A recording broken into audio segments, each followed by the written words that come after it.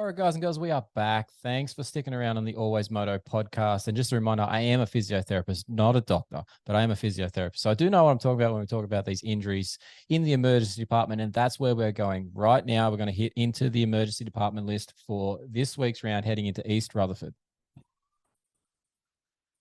The emergency department, all the injuries, all the gory details, and when they'll be back on track. It's the list you really don't want to be on. You do not want to be on this list ever if you can help it. But unfortunately, in moto, hashtag injuries are a part of moto, and you tend to end up on this list far too often. As is the case for a lot of these guys, they've been on here more than once. Now, let's just do a couple of things to note to begin with for the emergency department. We've been keeping stats, as we always do here at the AlwaysMoto podcast, on the injuries in our sport. And so far in 2023, we've had 7.8 injuries per round of Supercross this year. That's fairly high, guys and girls. It's not a good number. We usually want to see that number sort of under 3. 7.8 is way too high, way too high.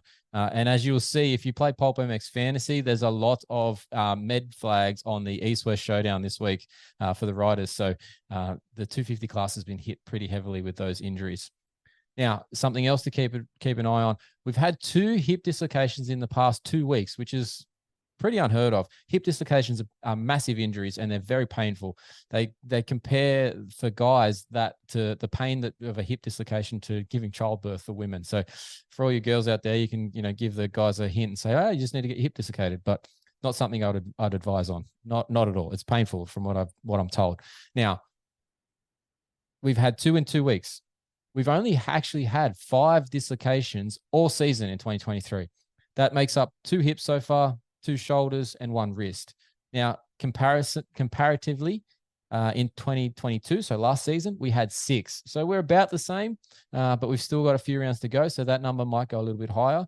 But dislocations tend to be regular, usually more so shoulders.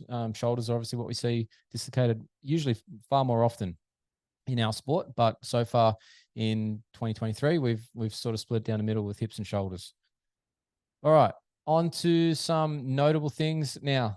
Tom Vialle, Red Bull KTM, somehow survived. He had a bit of an interesting crash there. He got cross-jumped or at least floated over onto, I don't know if it was a particular cross-jump, but he unfortunately went down pretty hard there in Atlanta, DNF that main event. But as per his updates on socials this week, he'll be at East Rutherford. He'll probably be a little bit sore if it's down to my understanding of how things would go with that sort of an injury.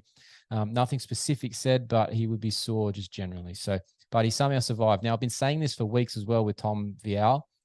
He just needs to get through Supercross. I don't care what it is that he does, but he needs to get through Supercross so that he can get to that outdoor season, because that's where I think he's going to shine. And he just needs to make sure he gets a healthy season in for Supercross. So he's got 2-3 rounds left for the East Coast Series. He just needs to get through those healthy. If he can do that, he will have a massive chance at this outdoor title. But like guys in the past that have struggled and then had delays to their seasons and issues all ongoing, think of Marvin Musquin. Think of Ben Townley back in the day. They all got screwed over coming from Europe by getting injured in Supercross in their first season or in their second season or third or fourth or whatever it was. But they all had delayed starts or underprepared for motocross the first year round when they should have been probably title contenders those first year rounds. But because of injuries, they weren't at their best at that point when they would have been shining. So Tom Vialle, just whatever you do, mate. I don't care if you back it down a notch in every single section on the track and you get tense. From my side of things, just make it through. Just stay injury-free. All right. Cameron McAdoo update. He posted this week that he is going really well post-op for his shoulder dislocation. He is only 1 week post-op, but he did advise something a little bit interesting from my side of things. As a physiotherapist, you want to start range of motion activities and just some general movements, therapy, passive range of motions. Not necessarily, I'm not talking about him moving it himself, but I'm talking about moving the joint with the assistance of a therapist, passively moving it. We call it passive range of motion. That hasn't been started yet. He mentioned that he hasn't started that and it will come in the coming weeks. Now, it's an interesting one. Maybe that's a surgeon's request that he doesn't do anything for the first few weeks to not impact on the repair site.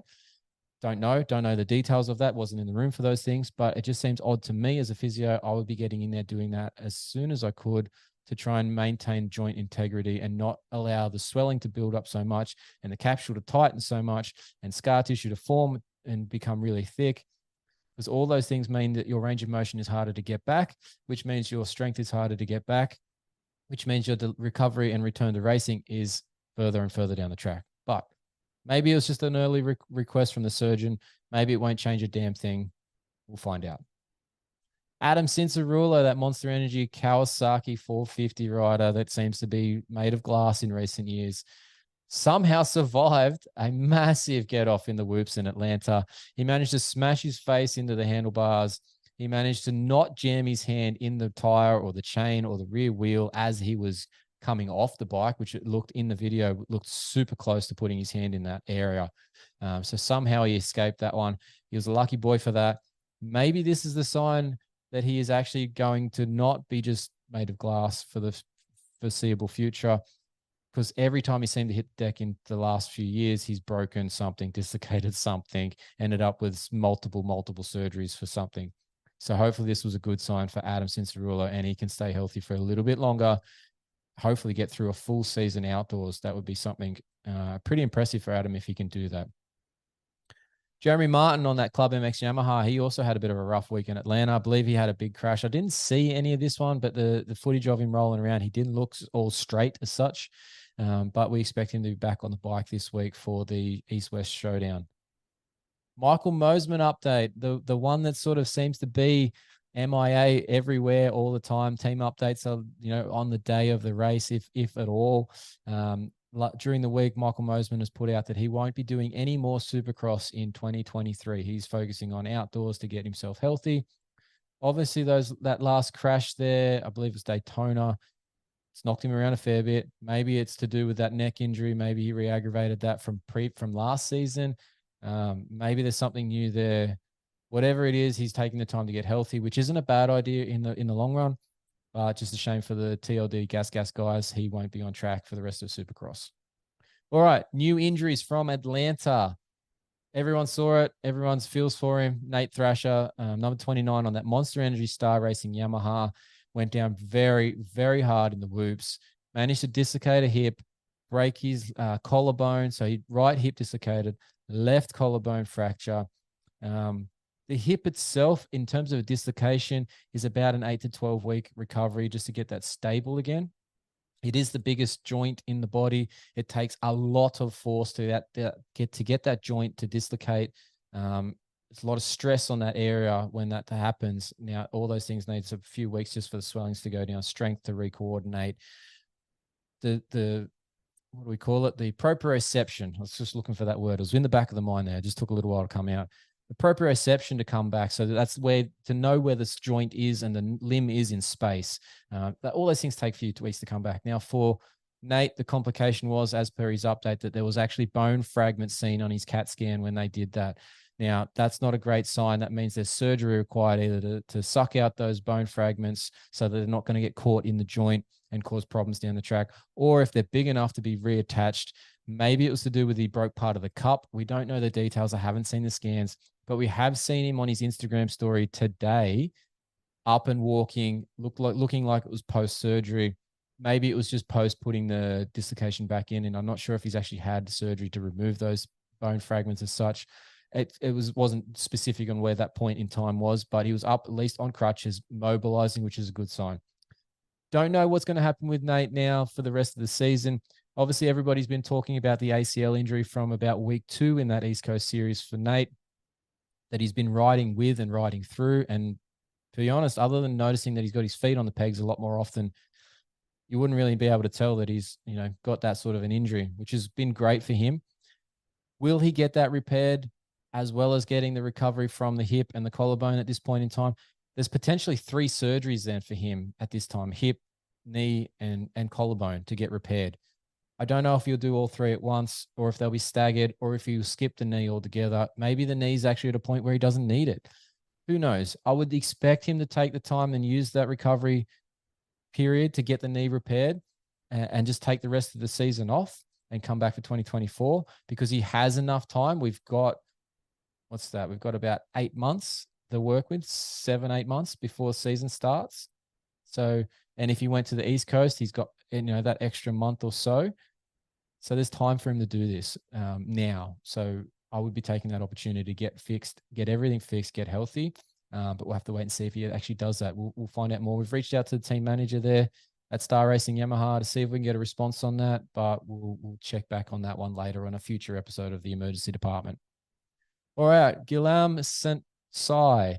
Now, I probably butchered that. I asked for his to voice record how to pronounce it, and I apologize, Gilliam, but that's not my strong point. Sorry, mate.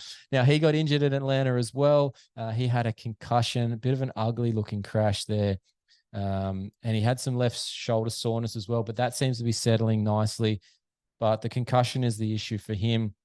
Obviously, we've got the AMA concussion protocol, and there's the 5-stage return to ride program. He'll be following that as per the information he's been given, and he'll have to pass the impact test before he can return to racing.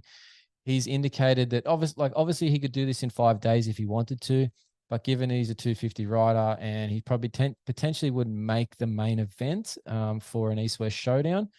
Sorry, Gilliam, you might have thought you could, probably not going to. He's going to take that time to get himself well. Ideally, we probably won't see him back until, maybe even the end of the season now. We'll have to wait and see what his choices are there. But yeah, it just all depends on him passing concussion protocol. Ideally, he's getting well quickly and not having post-concussion symptoms too excessively. All right, next on the list from Atlanta is Brock Pappy, the number 247 on a privateer Kawasaki. He had an interesting day. It's not an injury for this one, but we update all sorts of things, all reasons that have caused you to miss racing here on the AlwaysMoto podcast and in the emergency department.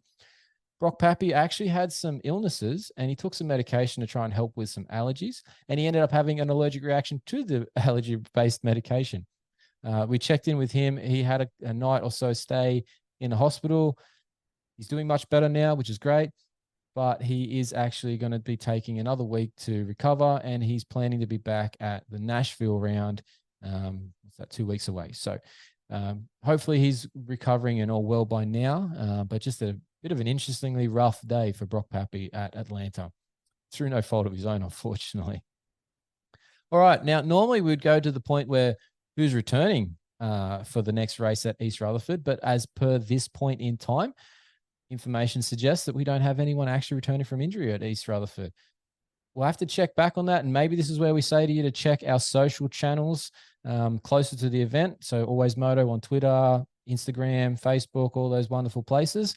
We put up our updates there pretty regularly, so make sure you check that later on, closer to the race, to see if there's anybody else. But at this stage, nobody's making a return this weekend, which is unfortunate, but we are almost at the end of the season, and guys out there will probably be just focusing on the outdoor return at this point, which makes pretty good sense at this point in the season. But it was good to see Joe Shimoda coming back from injury just for a couple of rounds on the East Coast, which is awesome. So, but nobody this week at East Rutherford, as far as I know, at the time of recording this. All right, that's the emergency department. Now, seeing as we're linking this up through the podcast and through our YouTube, please subscribe to the YouTube channel. Give us a thumbs up on the YouTube. If you're listening on the podcast, follow the feed. Leave a rating on the app if it allows. Let's take a break on the podcast, and we'll be back with more of the podcast and more interviews. We're going to go into an interview here with, we're going to go into our weekly product inspection highlight.